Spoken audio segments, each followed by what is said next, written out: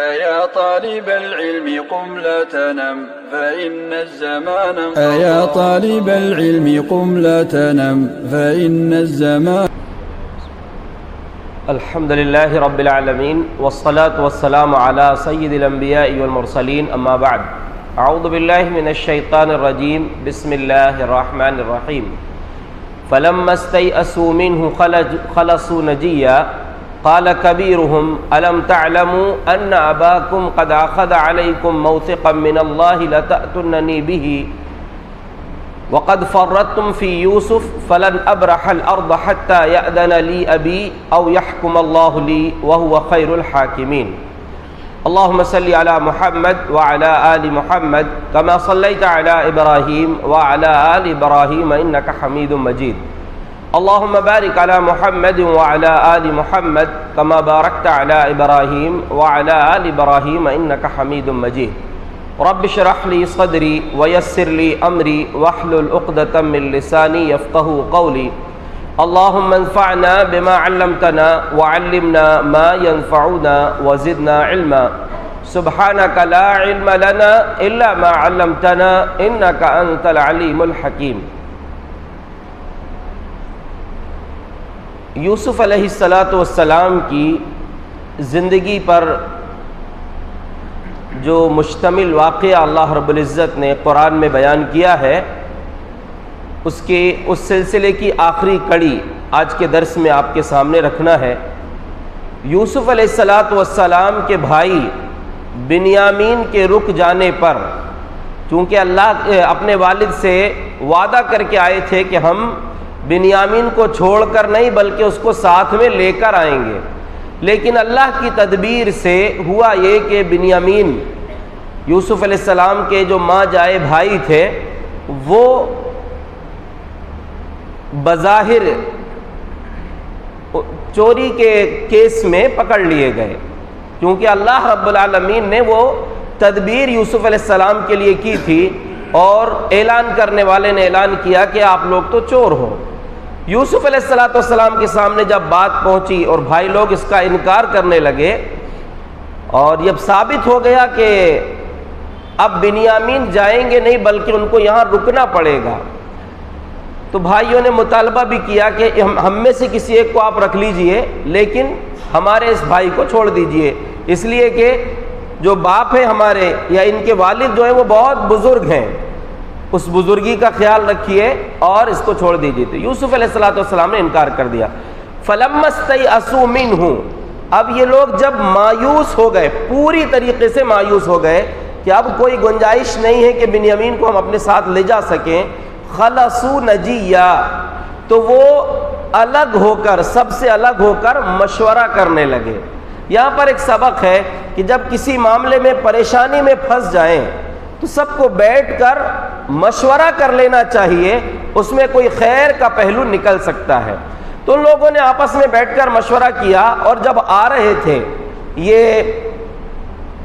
تیسری مرتبہ ان کا آنا تھا، دوسری مرتبہ، تو جب دوسری مرتبہ یہ آئے تھے تو یعقوب علیہ السلام سے جو وعدہ لیے تھے، تو سب سے بڑے بھائی نے ہی یہ وعدہ لیا تھا کہ میں ذمہ داری لیتا ہوں کہ ہم اس کو حفاظت کے ساتھ واپس لائیں گے۔ تو یوسف علیہ السلام نے جب انکار کر دیا کہ ہم اسی کو رکھیں گے جس کے پاس ہمارا برتن یا ہمارا وہ سامان ملا ہے، تو یوسف علیہ السلام کے انکار کے بعد بھائیوں نے آپس میں مشورہ کیا، اور بڑے نے اس میں سے کہا کہ دیکھو تم تو جانتے ہو کہ ابا نے ہم سے وعدہ لیا تھا اور ہم نے وعدہ کیا تھا کہ ہم واپس لائیں گے، لیکن اب گنجائش نہیں بن رہی ہے، میں تو اپنے والد صاحب کو منہ دکھانے کے لائق نہیں ہوں، میں نہیں جا سکتا ان کے پاس، تم لوگ جاؤ، اذهبوا الى ابيكم، اپنے والد صاحب کے پاس جاؤ، فقولوا ان ابنك سرق،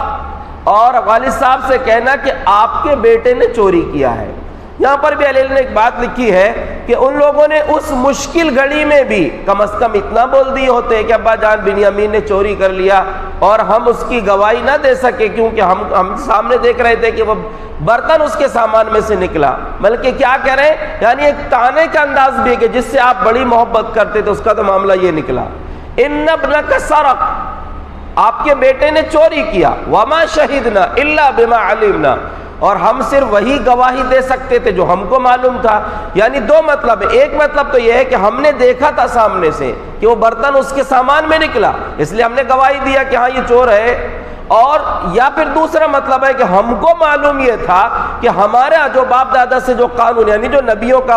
ہم نے جو سنا تھا، کیونکہ ان کے والد دادا پردادا نبی تھے، ہم کو جو معلوم تھا کہ چور کی سزا یہ ہے کہ جس کے گھر کی چوری کیا ہے اس کو وہاں پر روک دیا جائے گا، تو ہم نے وہی بات وہاں پر کہی، لیکن کوئی گنجائش نہ نکل سکی واپس یوسف کو لانے کی، بنیامین کو لانے کی، تو حضرت یعقوب علیہ السلام نے پھر وہی جملہ کہا، بل سولت لکم انفسکم امرا فصبر جمیل، یہ تو تمہارے دل کی بنائی ہوئی باتیں لگتی ہیں، اس لیے اب بہترین صبر ہی میرے لیے بہتر ہے، صبر ہی میں کر سکتا ہوں۔ پچھلی مرتبہ جب یوسف علیہ السلام گم ہوئے تھے تب بھی یہی جملہ کہا تھا، لیکن آگے کا جملہ الگ تھا۔ اس وقت کیا کہا تھا؟ فصبر جمیل، میں بہترین صبر کروں گا۔ صبر جمیل بولتے ہیں ایسا صبر جس میں کسی انسان کے سامنے کچھ بھی دکھڑا سنانا نہ ہو، اپنے غم کو کسی کے سامنے بیان کرنا نہ ہو، اپنی تکلیف کو کسی کے سامنے بیان کرنا ہو، اس کو بولتے ہیں صبر جمیل۔ اور وہاں پر کہا تھا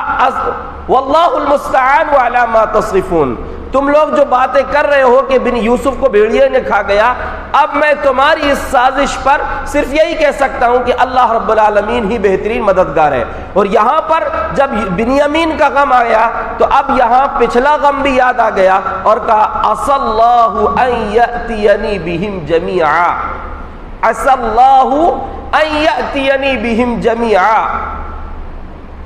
اللہ سے امید ہے اللہ ان سب کو ایک ساتھ میرے پاس لا دے گا، یوسف بھی آئے گا، بنیامین بھی آئے گا، اور جو بڑا بیٹا رکا ہے وہ بھی واپس آ جائے گا۔ یہاں پر ایک لفظ پر بھی غور کریں اور یاد رکھیں،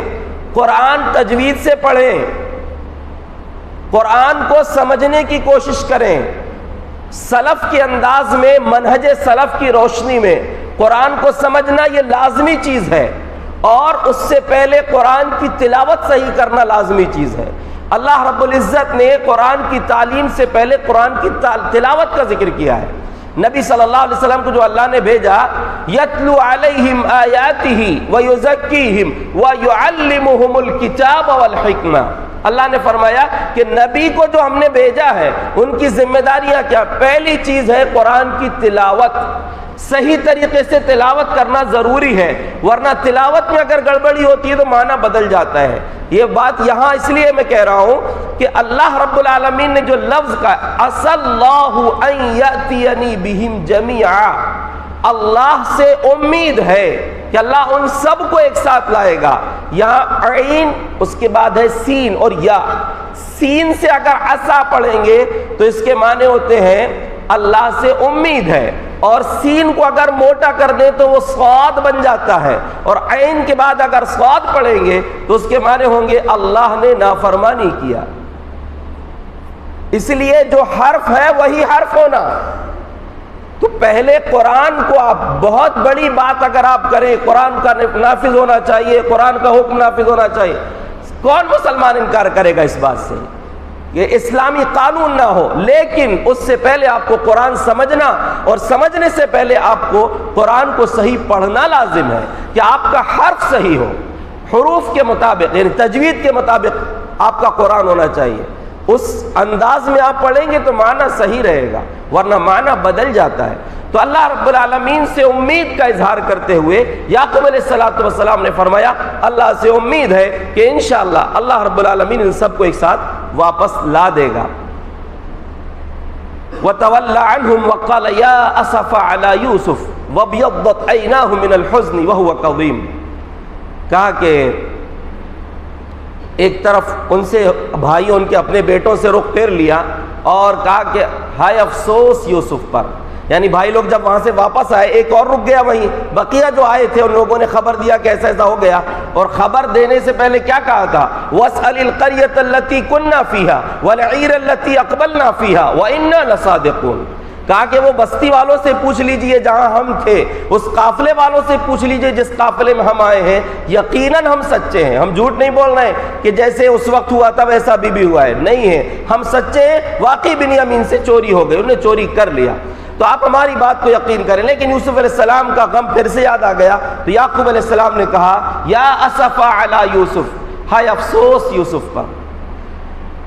دیکھیے ایک فطری چیز ہے کہ انسان کو ایک زخم لگا ہوا ہو اور وہیں پر پھر سے مار لگ جائے تو بہت زیادہ تکلیف ہوتی، دوسری جگہ لگے تو اتنی تکلیف نہیں ہوتی، لیکن پہلے زخم پر لگ جائے تو پھر سے تکلیف زیادہ ہوتی ہے اور وہ پرانا زخم انسان کو ہرا ہو جاتا ہے۔ تو یوسف علیہ السلام کی پھر سے یعقوب علیہ السلام کو یاد آ گئی اور امید تھی، اب ان کو یا تو وحی کے ذریعے بتا دیا گیا یا خواب کی تعبیر جو ان کو معلوم تھا کہ مستقبل میں میرے بیٹے کو اللہ رب العالمین بہت اونچا مقام دینے والا ہے، تو کہا کہ اللہ ان سب کو جمع کرے گا۔ تو بیٹوں نے کہا کہ آپ تو یوسف کا ذکر کر کر کے بہت کمزور ہو گئے اور آنکھوں کی بینائی بھی چلی گئی تھی ان کی، رو رو کے ان کی آنکھوں کا جو کالا پن تھا، جو یعنی انسان کی آنکھ صحیح ہونے کی علامت ہے، وہ سفید ہو گئی تھی، یہ کالا پن پورا ختم ہو چکا تھا، سفید ہو گئی تھی آنکھیں، کچھ دکھائی نہیں دیتا تھا۔ وَابْيَضَّتْ عَيْنَاهُ مِنَ الْحُزْنِ، غم کی وجہ سے آنکھیں سفید ہو گئیں، تو کہا کہ آپ اپنے آپ کو ہلاک کر لیں گے۔ یوسف علیہ السلام کی یاد میں ان کی یاد کر کر کے رو رو کہ اپنے آپ کو ہلاک کر لیں گے۔ یعقوب علیہ السلام نے ایک بات کہی، انما اشکو بثی وحزنی الی اللہ واعلم من اللہ ما لا تعلمون، کہا کہ دیکھو میں تم سے اپنا دکھڑا نہیں سنا رہا ہوں، اپنے بیٹوں سے کہا تم کو نہیں بول رہا ہوں میں کوئی چیز، میں تو اپنے غم کی داستان اب اللہ کو سنا رہا ہوں۔ دیکھیے دو لفظ یہاں، ایک ہے حزن اور ایک ہے بث۔ بث با اور ثا، اس کا مطلب ہوتا ہے وہ غم جو انسان لوگوں کے سامنے بیان کر دے، اور حزن اس غم کو کہتے ہیں جو دل میں بھرا ہوا ہو، باہر نہ نکلا ہو۔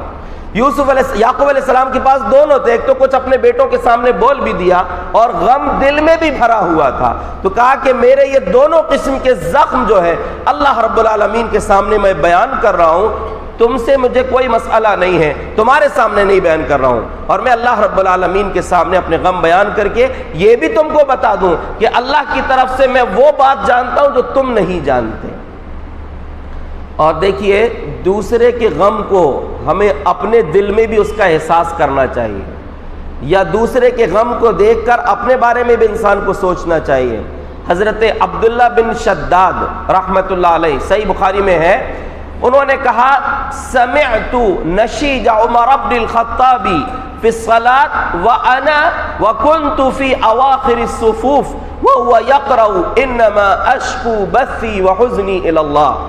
عبداللہ بن شداد کہتے ہیں کہ میں نے عمر بن خطاب رضی اللہ عنہ کی پیچھے نماز پڑھی اور ان کی نماز کے دوران میں نے ان کے رونے کی آواز سنی، جبکہ میں صف کے آخر میں تھا، آخری صف میں تھا،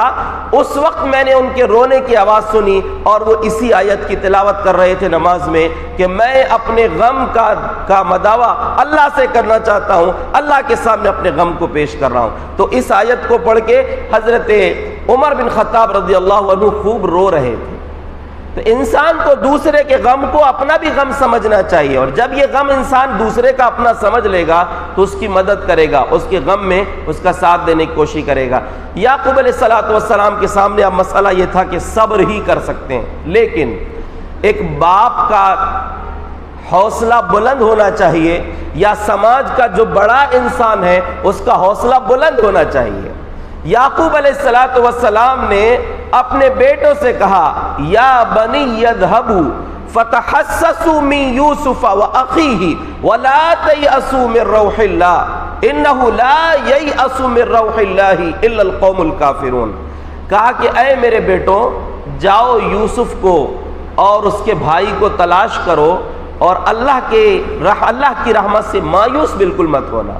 یہ ایک باپ کا شیوا ہونا چاہیے کہ اپنے بچے کو حوصلہ دلائے۔ کچھ باپ ہوتے ہیں تیرے سے کچھ نہیں ہونے کا، تو کچھ نہیں کر سکتا، غلط ہے یہ۔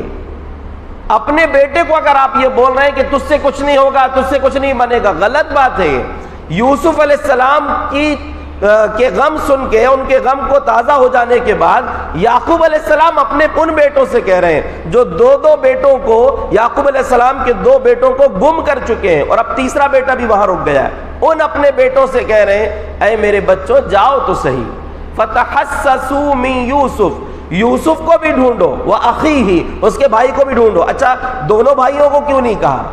ایک بھائی تو معلوم ہے کہ وہاں مصر میں رکا ہوا ہے، اب وہ جو بنیامین وہ قید میں ہے اس کو بھی لانے کی کوشش کرو، جاؤ ان کو لانے کے لیے، کوشش تمہاری ذمہ داری ہے، اور اللہ کی رحمت سے مایوس مت ہونا۔ یہ بہت قیمتی جملہ ہے، سورہ یوسف کا ایک اہم ترین سبق ہے، کتنے ہی مشکل حالات آ جائیں کبھی اللہ کی رحمت سے مایوس نہیں ہونا۔ اللہ وہ ہے جہاں موت کے منہ سے زندگی نکال سکتا ہے۔ کیسے؟ فرعون، اسی مصر کا جو بادشاہ تھا فرعون، موسیٰ علیہ السلام کے زمانے کا، جب موسیٰ علیہ السلام کو اللہ نے حکم دیا کہ اپنی قوم کو لے کر نکل پڑو، موسیٰ علیہ السلام اپنی قوم کو لے کر نکلے رات میں اور دریا کے پاس پہنچ گئے۔ ادھر فرعون کو معلوم ہو گیا کہ موسیٰ اپنی قوم کو لے کر بھاگ چکے ہیں، نکل چکے ہیں یہاں سے، تو یہ بھی اپنے پورے لشکر کے ساتھ نکلا، جیسے بولتے ہیں نا آگے موت پیچھے کھائی۔ تو موسیٰ علیہ السلام کی قوم کے سامنے وہی منظر تھا، اگر آگے بڑھتے تو پانی میں ڈوب کر مریں گے، اور رکتے تو پیچھے سے فرعون کا لشکر آ رہا ہے۔ تو اس موقع پر موسیٰ علیہ السلام کے ساتھیوں نے کہا کہ موسیٰ انا لمدرکون، بہت برا پھنسا دیے موسیٰ تم نے، اب تو ہم تو پکڑے ہی جانے والے ہیں، موت تو آنا ہی ہے۔ تو پورے یقین کے ساتھ موسیٰ علیہ السلام نے کہا تھا کلا معی ربی سیہدین، ڈرو نہیں، ہرگز ایسا نہیں ہو سکتا جیسے تم بول رہے ہو، میرے ساتھ میرا رب ہے، یقیناً وہ مجھ کو راستہ دکھائے گا، راستہ نکالے گا، اس کے حکم پر ہم آئے ہیں۔ اور پھر ہوا بھی ویسا کہ اسی پانی سے موسیٰ اور ان کے ساتھیوں کے لیے اللہ نے راستہ بنا دیا، اور اسی پانی میں فرعون اور اس کے ساتھیوں کو اللہ رب العزت نے ڈبو دیا۔ تو اسی لیے یہ جملہ یاد رکھیں، یعقوب علیہ السلام کے اس جملے سے مفسرین نے ایک بات کہی ہے، امید انسان کے اندر ہمت اور طاقت پیدا کرتی ہے، اور نا امیدی انسان کو کاہل اور سست بنا دیتی ہے۔ اگر آپ کسی کو بولیں کہ تم یہ کام کر سکتے ہو، بالکل کر سکتے ہو، تو اس کے اندر ہمت آ جائے گی اور وہ کر لے گا، اور اگر آپ یہ بول دیں کہ ارے تجھ سے نہیں ہونے کا بھیا، تو یہ کام نہیں کر سکتا، تو ویسی اس کی ہمت ٹوٹ جائے گی۔ اس لیے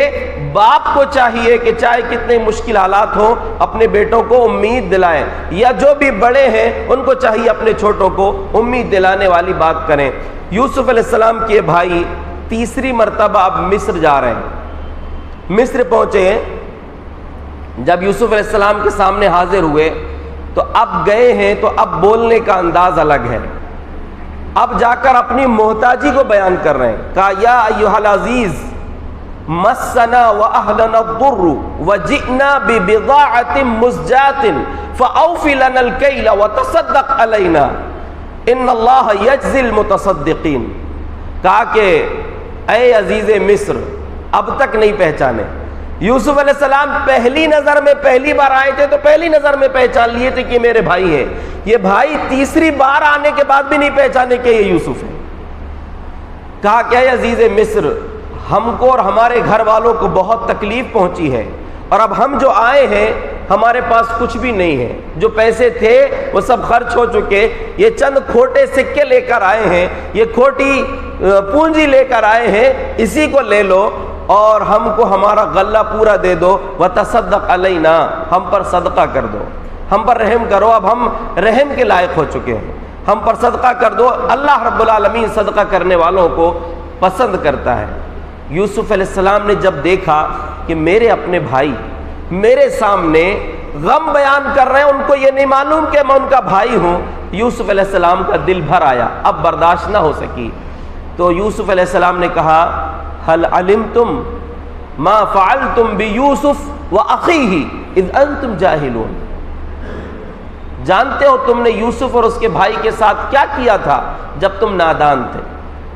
کتنا صبر کا مظاہرہ کیے ہیں، اور اس سے پہلے والے سفر میں صبر کا مظاہرہ کیسے کیے تھے، ذرا سوچ کر دیکھیں۔ یوسف علیہ السلام کی زندگی سے صبر کتنا ملتا ہے، کہ بہت خطرناک مرحلے میں بھی انسان کو صبر کرنے چاہیے۔ وہ ہمارے جو سماج میں ایک مثال ہے نا،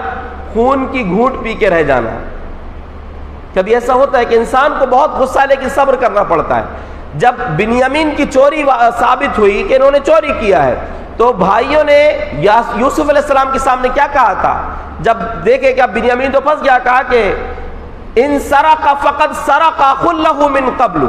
کہا کہ اگر اس نے چوری کیا تو کوئی بڑی بات نہیں ہے جی، اس سے پہلے اس کے بھائی نے بھی چوری کیا تھا. کتنی بڑی بات ہے یہ کہ سامنے اسی شخص کو بول رہے ہیں جس پر الزام لگا رہے ہیں، اور وہ عزیز مصر ہے، اس کو کہہ رہے ہیں کہ اس کے بھائی نے بھی اس سے پہلے چوری کیا تھا. اس کا یہ مطلب نہیں کہ یوسف علیہ السلام نے واقعی چوری کیے تھے، بس یہ الزام لگا دیے کہ اس نے چوری کیا، اس کے بھائی نے بھی چوری کیا تھا، یعنی ان کے دونوں کا معاملہ ایسا ہی ہے. تو فَأَسَرَّهَا يُوسُفُ فِي نَفْسِهِ وَلَمْ يُبْدِهَا لَهُمْ، یوسف علیہ السلام نے اس چیز کو بھی اپنے دل میں چھپا لیا، ان کے سامنے اوپن نہیں کیا کہ تم جھوٹ بول رہے ہو، اتنا بڑا الزام لگا رہا ہو، کس کے سامنے کھڑے سوچو تو، یہ نہیں بولے، چھپا لیے، خون کی گھونٹ پی کے رہ گئے. یعنی اس کو اب بھی جو ہے بھائیوں کو کیا بول رہے ہیں؟ حل علمتم، جانتے ہو تم نے کیا کیا تھا. تھوڑا سا اس میں ناراضگی کا اظہار ہے لیکن فوراً اس میں کیا کہہ رہے ہیں؟ اذ انتم جاہلون، جب تم نادان تھے، تم کو معلوم نہیں تھا بھائی کا رشتہ کیا ہے، انسان کو نقصان پہنچانا کیا ہے، تم نہیں جانتے تھے. یہاں پر مفسرین نے ایک بات یہ بھی لکھی ہے کہ اللہ یوسف علیہ السلام یہ بھی کہہ سکتے تھے اذ انتم ظالمون، جب تم ظالم تھے، ظلم کر رہے تھے ہمارے اوپر اور تم کو معلوم نہیں تھا کہ تم نے ظلم کیا، کرتے کرتے کس حد کتنی حدیں پار کر دیے تھے. نہیں کہا، بلکہ کہا کہ تم نادان تھے. تو جیسے عزیز مصر کی زبانی بھائیوں نے یہ سنا کہ یوسف، تو ان کو پورا پچھلا دور یاد آ گیا تھا. اِنَّكَ لَأَنْتَ یوسف، 3 تاکیدوں کے ساتھ کہا آپ ہی یوسف ہیں، کیونکہ اب کوئی چارہ ہی نہیں بچا تھا کہ اس ہستی کو جو ہمارے سامنے ہے، جو عزیز مصر بنا بیٹھا ہے، جس کے بارے میں تصور بھی نہیں کر سکتے ہم، وہی یوسف ہے. تو 3 تاکید کے ساتھ کہا اِنَّكَ لَأَنْتَ یوسف، آپ ہی یوسف ہیں. قَالَ أَنَا یوسف هَذَا أَخِي، کہا کہ ہاں میں یوسف ہوں اور یہ میرے بھائی بنیامین. یعنی جیسے تم لوگوں نے ہم کو الگ کر دیے تھے نا، یہ میں یوسف ہوں اور یہ میرا بھائی ہے. قد من اللہ علینا، یقیناً اللہ نے ہم پر احسان کیا ہے. اور اگلے جملے کو زندگی بھر کے لیے یاد کر لیں، بلکہ یہ سمجھیں کہ یہ 4تھا دن ہے آج. یوسف علیہ السلام کا قصہ میں آپ کو سنا رہا ہوں اس کے اسباق کے ساتھ، لیکن پوری سورہ یوسف کا خلاصہ یہی جملہ ہے. اس کو زندگی بھر کے لیے یاد کر لیجئے. کیا کہا؟ قد من اللہ علینا، اللہ نے ہم پر احسان کیا ہے. کیوں کیا ہے؟ انہ من یتقی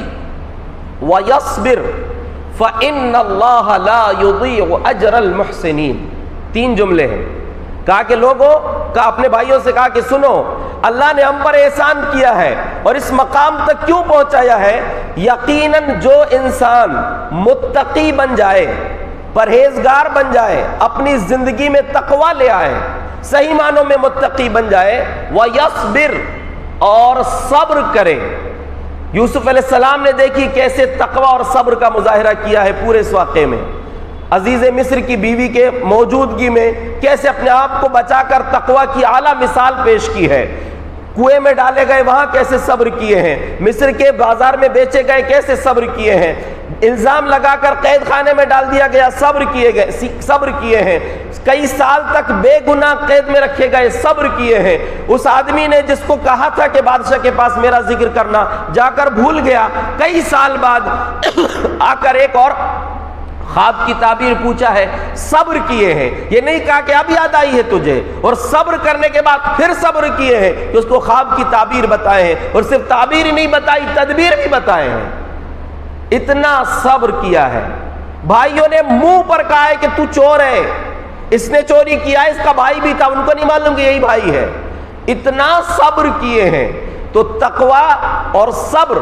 یہ 2 چیزیں جس کی زندگی میں آ جائیں گی وہ محسن بھی بن جائے گا. اس سے پہلے بھی آپ نے سنا کہ اللہ رب العزت نے بھی ان کو محسن کہا، قید کے دونوں ساتھیوں نے بھی محسن کہا. اور ایک اور صفت ہے، عزیز مصر کی بیوی نے کیا کہا تھا؟ انہو لمن الصادقین، یقیناً یوسف سچوں میں سے. سچے ہو جاؤ، میں نے اس سے پہلے بھی آپ کے سامنے بات کہی ہے، سچے ہو جاؤ. وقتی طور پر سچ دب سکتا ہے، مٹ نہیں سکتا. سچائی دب سکتی ہے، مٹ نہیں سکتی ہمیشہ.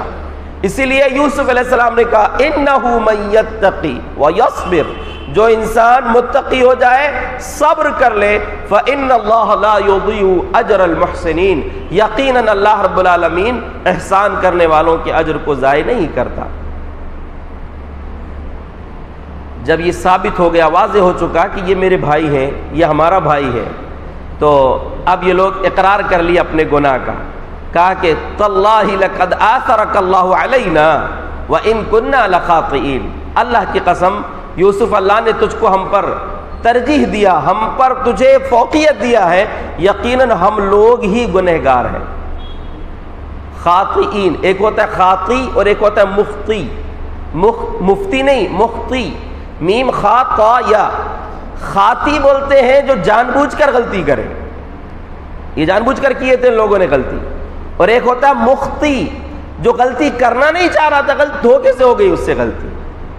تو وہ یہ بڑا مجرم ہے خاطی۔ تو یوسف علیہ السلام کے بھائیوں نے کہا کہ انا لخاطئون، ہم لوگ غلطی کر لیے، جان بوجھ کر غلطی کیے ہیں، ہم کو معاف کر دو۔ یوسف علیہ السلام کا صبر دیکھیے، یوسف علیہ السلام کی اعلیٰ ظرفی دیکھیے، کیا کہا؟ لا تثریب علیکم اليوم، آج تم پر کوئی سرزنش نہیں ہے، کوئی تم کو سزا نہیں ملے گی، اور سزا نہیں ملے گی اس کے ساتھ ساتھ ایک اور جملہ کہا، یغفر اللہ لکم وہو ارحم الراحمین، اللہ تم کو بخش دے، تو بہت زیادہ رحم کرنے والا ہے، بہت زیادہ مہربان ہے۔ یعنی معاف نہیں کیا، معافی دینے کے بعد ان کے لیے دعا بھی کی۔ اس میں سبق ہے کہ اگر کوئی غلطی کر لیا ہے، معاف بھی کر دیجئے اور اس کے لیے دعا بھی دیجئے۔ یوسف علیہ السلام کے سامنے اب یہ بات آ گئی کہ ابا جان نابینا ہو چکے ہیں آپ کے غم میں، تو کہا اذهبوا بقمیصی ھذا والقوه علی وجه ابی یأتی بصیرا، میری یہ قمیص کو لے کر جاؤ، ابا کے چہرے پر ڈال دینا، وہ پھر سے دیکھنے لگیں گے، ان کی بینائی واپس آ جائے گی۔ یوسف علیہ السلام کی زندگی میں 3 قمیصیں ہیں۔ پہلی قمیص کون سی تھی؟ جس نے یعقوب علیہ السلام کی غم کی ابتدا کی تھی، جو بھائی لوگ جھوٹا خون بھرا کے لائے تھے، یوسف کو کپڑے اتار کے کنویں میں ڈالے تھے اور اس میں خون بھرا کے ابا کے سامنے لائے تھے۔ اور ایک اور چیز دیکھیے، عشاء یبکون، جھوٹا خون لائے تھے اور عشاء کے وقت آئے تھے۔ بھائی دن میں بھی تو آ سکتے تھے، شام سے پہلے گھر آ جاتے نا، لیکن رات کو ہی کیوں آئے تھے؟ اس کا ایک سبب تھا رات میں آنے کا۔ مفسرین نے ایک بات کہی ہے کہ رات میں اس لیے آئے تھے کہ انسان کا دل میں جو کیفیت ہوتی ہے، چور جو ہوتا ہے اس کے چہرے سے جھلکتا ہے، اس کی غلطی چہرے سے جھلکتی ہے۔ تو ایسا نہ ہو کہ ابا جان چہرہ دیکھ کر سمجھ جائیں کہ کچھ دال میں کالا ہے، وہ تو سمجھ تو گئے ہی تھے لیکن چہرہ بھی گواہی دے دیتا، اس لیے رات کے اندھیرے میں آئے تھے۔ تو پہلی قمیص وہ تھی۔ دوسری قمیص یوسف علیہ السلام کی وہ تھی جس نے ان کی صداقت کی گواہی دی، گویا کہ وہ عزیز جب وہ معاملہ ہوا تھا تو ایک شخص نے کیا گواہی دیا تھا، اس کا کرتا پیچھے سے پھٹا ہو تو یہ سچا ہے یوسف اور وہ جھوٹی ہے، اور سامنے سے پھٹا ہو تو وہ سچی ہے، یہ جھوٹے ہیں۔ تو یوسف کی قمیص نے وہاں پر ان کی بے گناہی کی گواہی گویا کی دی تھی۔ اور تیسری قمیص جو یوسف علیہ السلام کی تیسری قمیص جو ہے، جس نے یعقوب علیہ السلام کی بینائی کو واپس کیا ہے۔ یعنی اس میں قمیص کا کھیل نہیں ہے، اللہ رب العالمین کی طرف سے معجزہ ہے یہ۔ اثر بس یہ ہے کہ ایک ذریعہ وہ تھا، اللہ رب العالمین کے حکم سے یوسف علیہ السلام نے بھیج دیا کہ جاؤ یہ قمیص لے کر جاؤ، ابا کے چہرے میں ڈالنا، وہ پھر سے ان کی آنکھیں روشن ہو جائیں گی۔ بھائی لوگ یہاں سے لے کر نکلے قمیص، ابھی نکلے بس ہیں، ادھر یعقوب علیہ السلام اپنے پوتوں سے بولتے ہیں، کیونکہ بھائی لوگ تو سب یہاں آ گئے تھے، بیٹے جو پوتے ان کے پاس تھے وہ پھر یعقوب علیہ السلام کے غم کو دیکھ رہے ہیں۔ یعقوب علیہ السلام نے کہا کہ انی لاجد ریح یوسف لولا ان تفندون،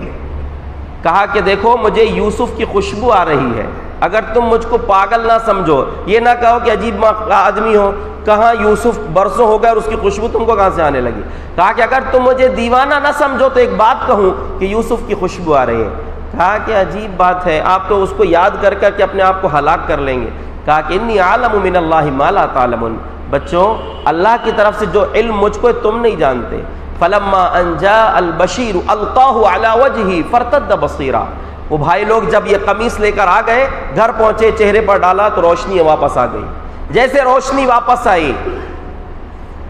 بھائیوں نے اپنے ابا کے سامنے بھی کہا کہ ابا جان یا ابا نستغفر لنا ذنوبنا انا کنا خاطئین، ابا جان ہم کو معاف کر دو جی، ہمارے لیے بخشش کی دعا کر دو، ہم لوگ غلطی کر لیے، ہم سے دھوکا، ہم سے چوک ہو گئی، یعنی غلطی، ہم جان بوجھ کر غلطی کر لیے۔ تو کہا سوف استغفر لکم ربی، ان قریب میں تمہارے لیے اپنے رب سے مغفرت طلب کروں گا۔ دونوں میں فرق ہے۔ یوسف علیہ السلام نے فوراً معاف کر دیے، اور معاف کرنے کے ساتھ ساتھ ان کو دعا بھی دی اور اللہ سے بخشش کی دعا بھی کر دیے، لیکن یعقوب علیہ السلام کیا بول رہے ہیں؟ ابھی نہیں کر رہا ہوں، ساستغفر لکم، بعد میں کروں گا۔ دو وجہ ہیں، دو وجہ یعنی مختلف وجوہات بتائے مفسرین نے، دو وجہ اہم ہیں۔ ایک وجہ تو یہ تھی کہ تم نے جو ظلم کیے وہ یوسف کے اوپر کیے ہو، پہلے اس سے بات کروں گا، اس کے بعد تم کو معاف کروں گا یا تمہارے لیے مغفرت کی دعا کروں گا۔ یا دوسری وجہ یہ تھی کہ میں رات کے تیسرے حصے میں، آخری حصے میں تمہارے لیے مغفرت کی دعا کروں گا، وہ استغفار کے لیے بہترین وقت ہے۔ اور یہ آپ کے لیے بھی میں ہوم ورک دے رہا ہوں، یہ سبق یاد رکھیں۔ اللہ رب العزت نے قرآن میں ایک بات کہی ہے، کانوا قلیلا من اللیل ما یہجعون وبالاسحار ہم یستغفرون۔ اللہ کے نیک بندے جو جنت کے مستحق ہوں گے، ان کے بارے میں اللہ نے فرمایا وہ رات میں بہت کم سوتے تھے اور سحر کے وقت اللہ سے مغفرت کی دعا کرتے تھے۔ آپ جو سحری میں اٹھ رہے ہیں نا کھانا کھانے، میں آپ سے یہ بات کہوں کہ اس وقت کو اپنا معمول بنا لیجئے۔ رمضان کے بعد بھی اٹھیے، تہجد پڑھیے، پڑھیں گے انشاءاللہ، کوشش کریں گے۔ فجر نہیں ہوتی لوگوں سے، لیکن میں آپ سے اس سے اونچی چیز بول رہا ہوں کہ اللہ کے بندو اگر چاہو گے کہ رمضان کی تبدیلی آپ کو یہ پیغام دے رہی ہے کہ آپ وہی انسان بعد میں بھی ہوتے ہو، بعد میں بھی آپ ایسا کام کر سکتے ہو، تو اس وقت ابھی جو آپ سحری کرنے کے لیے اٹھتے ہیں تو کم از کم ایک مرتبہ یا جتنے زیادہ ہو سکے استغفار کی دعا پڑھ لیا کرو، جو مختلف کلمات ہیں، استغفر اللہ الذی لا الہ الا هو الحی القیوم واتوب الیہ، یا دو سید الاستغفار ہے وہ پڑھ لیں، یا رب اغفر لی ولوالدی ولمن دخل بیتی مؤمنا وللمؤمنین والمؤمنات، یہ دعا پڑھ لیں۔ جو بھی استغفار کی دعا ہو سکتی ہے وہ ضرور پڑھ لیں۔ تو کہا کہ رات کے آخری حصے میں تمہارے لیے مغفرت کی دعا کروں گا۔ یعقوب علیہ السلام کو پھر یوسف علیہ السلام نے حکم دیا تھا کہ سب کو لے کر آ جانا۔ پھر یہ پورا قافلہ، پورا خاندان، جن کی تعداد مفسرین نے 67 بتائی ہے، یعقوب علیہ السلام، ان کے بیٹے، ان کی بہویں، ان کے پوتا پوتی وغیرہ جو تھے وہ سب 67 تھی ان کی تعداد۔ یہ پورا خاندان جو ہے مصر چلا گیا، اور مصر پہنچنے کے بعد یعقوب علیہ السلام جب مصر پہنچے تو لمبی تفصیل ہے اس کی، یوسف علیہ السلام شہر کے باہر آئے تھے استقبال کرنے، بڑے بڑے عمراء کے ساتھ، وزراء کے ساتھ، اور کہا کہ ادخلوا مصر انشاء اللہ آمنین، اب مصر میں امن کے ساتھ داخل ہو جائیے۔ اب پورا شہر، پورا ملک جو ہے اپنے اختیار میں، کوئی دقت نہیں، امن کے ساتھ آئیں۔ اور پھر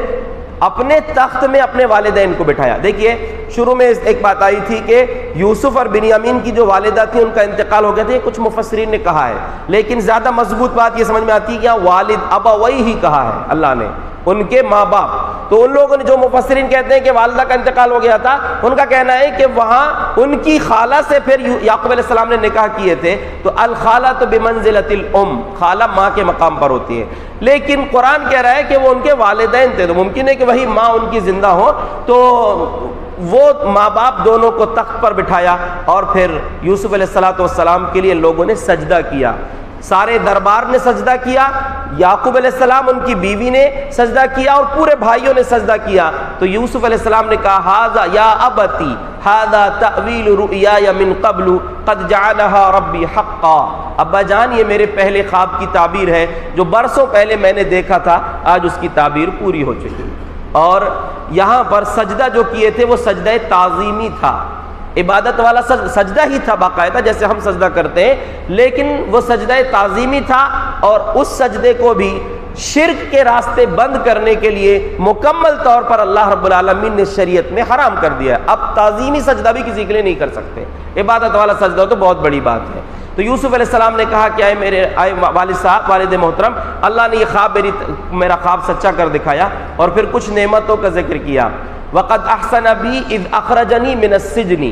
وَجَاءَ بِكُم مِّنَ الْبَدْوِ، اللہ نے مجھ پر احسان کیا کہ مجھ کو قید خانے سے باہر نکالا۔ دیکھیے یہاں پر کنویں سے نکلنے کا ذکر نہیں کیا، کیوں نہیں کیا؟ اس لیے کہ کنویں سے نکلنے کا ذکر کرتے ہیں تو بھائیوں کو ذرا تکلیف ہوتی، ان کو یاد آتا ہے آپ برا کیے تھے، شرمندہ ہوتے۔ یا پھر کنویں سے نکلنے کا ذکر اس لیے نہیں کیا کہ کنویں سے نکلنے کے بعد غلام بنائے گئے تھے، خریدے گئے تھے، اور قید خانے سے نکلنے کا ذکر اس لیے کیا کہ وہاں بھائیوں کا رول تو نہیں تھا،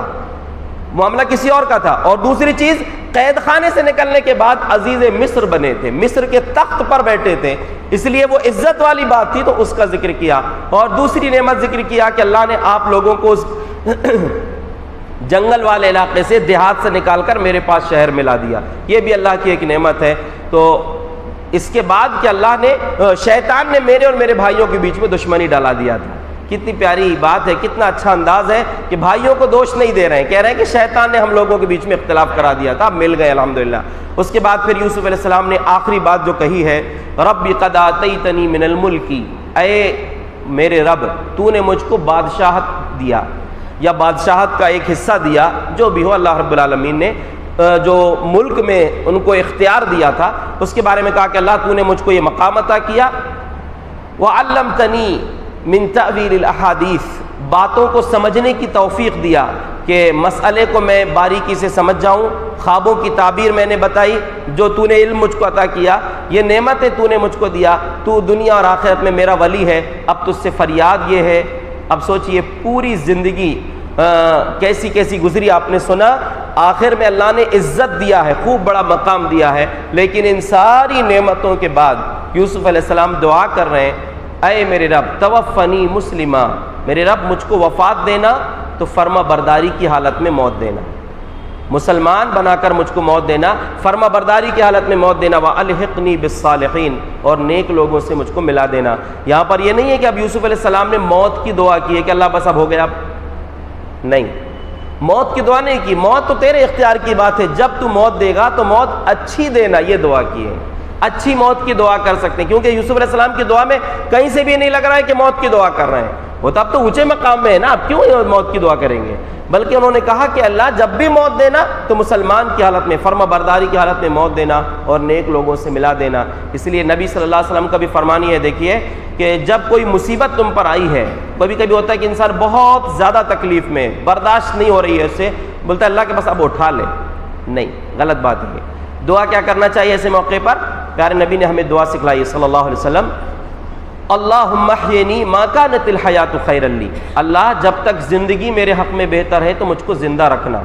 وتوفنی اذا کانت الوفات خیرا لی، اور جب موت میرے حق میں بہتر ہو تو مجھ کو موت دے دینا۔ یہ دعا کرنا چاہیے، یعنی ڈائریکٹ یہ نہیں بولنا کہ بہت ہو گیا اللہ موت دے دے، بلکہ اس انداز میں دعا کرنا چاہیے۔ اللہ رب العالمین سے دعا ہے یہ سورہ کے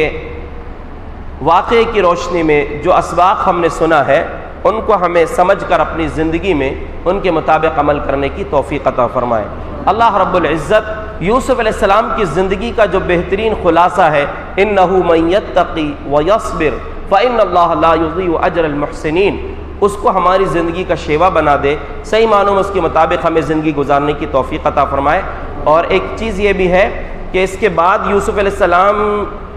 کے واقعے کے اختتام کے بعد اللہ نے ایک بہت اہم بات کہی ہے، قُلْ هَذِهِ سَبِيلِي، یہ میرا راستہ ہے، نبی آپ کہہ دو کہ یہ میرا راستہ ہے، اس کی طرف میں دعوت دیتا ہوں۔ یعنی قرآن کے ذریعے یا قرآن اور حدیث جو ہیں، یہ جو صحیح راستہ ہے، اس کو کیسے سمجھنا ہے، اس کی دعوت کیسے دینا ہے، اس کا منہج کیا ہونا چاہیے، انشاءاللہ بہت قیمتی اور اہم باتیں ہم کل کے درس میں آپ کے سامنے رکھیں گے۔ اس لیے آپ سے گزارش ہے کہ کل بھی اپنا وقت ضرور نکالیں اور درس میں ضرور شرکت فرمائیں۔ اللہ ہم سب کو صحیح سمجھ اور نیک عمل کی توفیق عطا فرمائے، آمین۔ وآخر دعوانا ان الحمد للہ رب العالمین۔